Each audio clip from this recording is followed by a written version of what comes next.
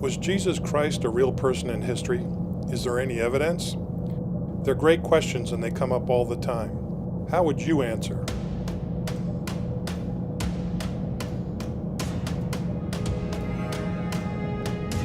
Today we're off to Jamestown Island, where archaeologists have made one groundbreaking discovery after another to get the historical record right. Can we learn anything from their approach to history? Over my shoulder, you can see the site of the second oldest church in the United States. Pocahontas was married in that church in 1614.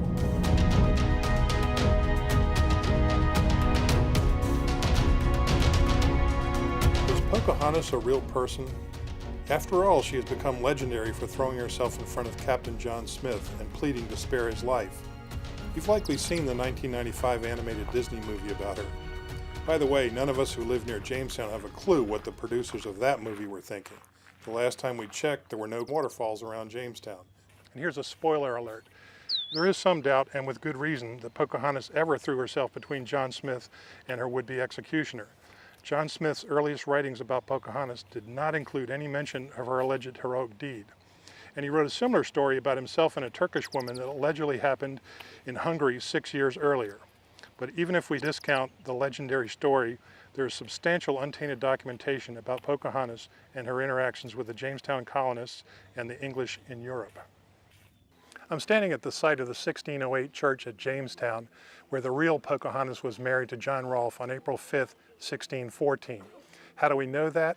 We have surviving documentation that describes not only the wedding, but also the building in which it occurred. Forensic archaeologists found post holes here in 2010 that match the exact description of the size of the church. So 403 years, 1 month and 15 days ago, Pocahontas was married in this exact spot at this church rail. If you look into the work of the archaeologists at Jamestown Rediscovery, you'll find a pervasive ethic. They're looking to set the historical record straight by backing up their claims and conclusions with evidence. Christianity claims to be objectively true. Digging into history can help reveal that truth.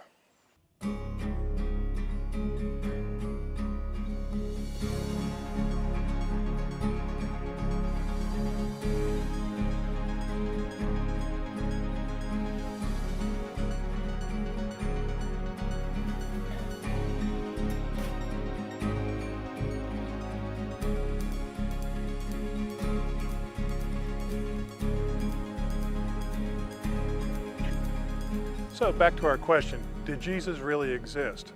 Well, first there are two facts we need to consider right out of the gate. The first is that Jesus Christ is the most attested historical figure in antiquity. More has been written, said, and done in the name of Jesus than any other person from antiquity. The Western world bases our calendar on him, and billions of people subscribe to his teaching and trust in his resurrection. Historians have almost complete consensus that Jesus Christ was a real person who walked the face of the earth in Palestine in the 1st century. So much so that Bart Ehrman, a leading textual critic and himself an agnostic, has stated that it makes you look foolish to try to argue that Jesus Christ did not exist as a physical, real person.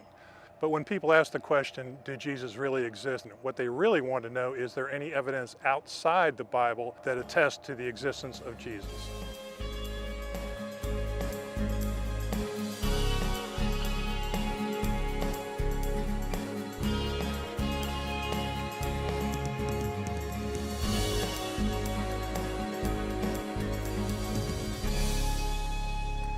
Okay, if we take the four most widely published biographies of any human who ever lived, Matthew, Mark, Luke, and John, off the table, throw away the letters of Paul, Peter, James, and Jude, Jesus' half-brothers, and take away the book of Revelation, what have you got? Is there any extra biblical evidence outside of the New Testament that Jesus was a real person?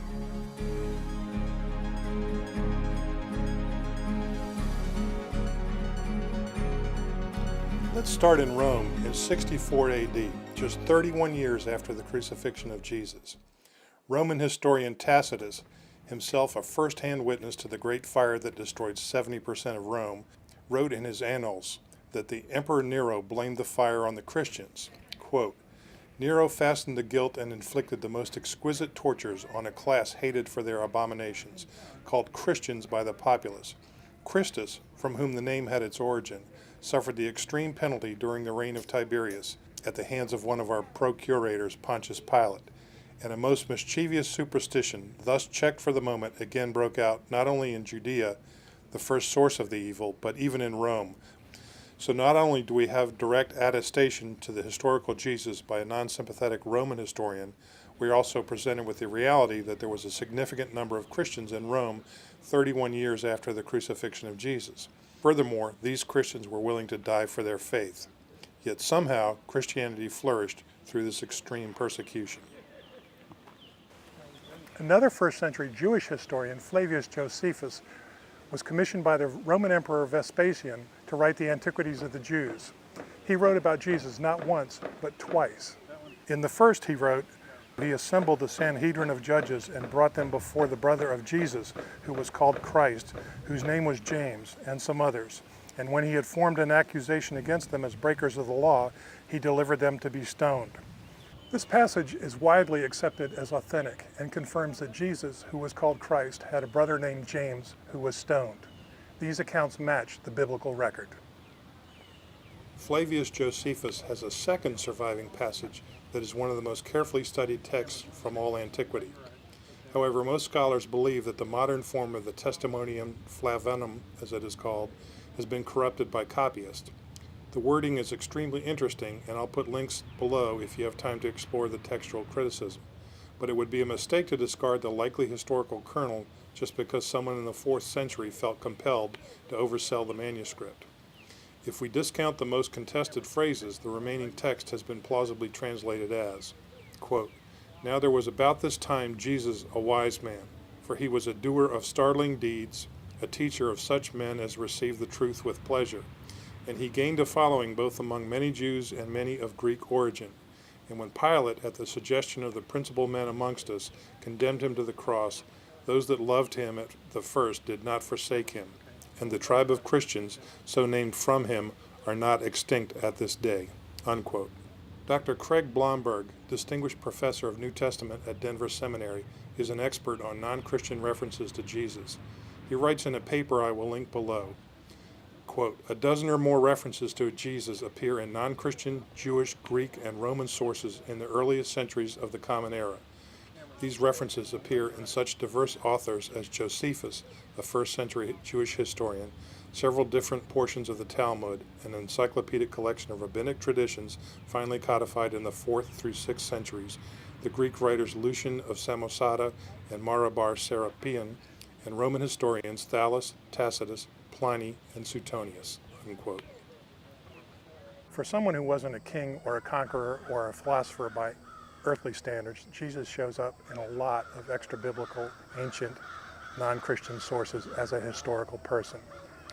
When you consider the secondary sources such as Pliny Secundus or Pliny the Elder, and the rapid spread of Christianity throughout the 1st century and Roman Empire, you have a very strong argument for Jesus as a historical person. As Bart Ehrman says, if you want to argue that Jesus was a myth, you look foolish. On this we agree. From Jamestown, Cairo.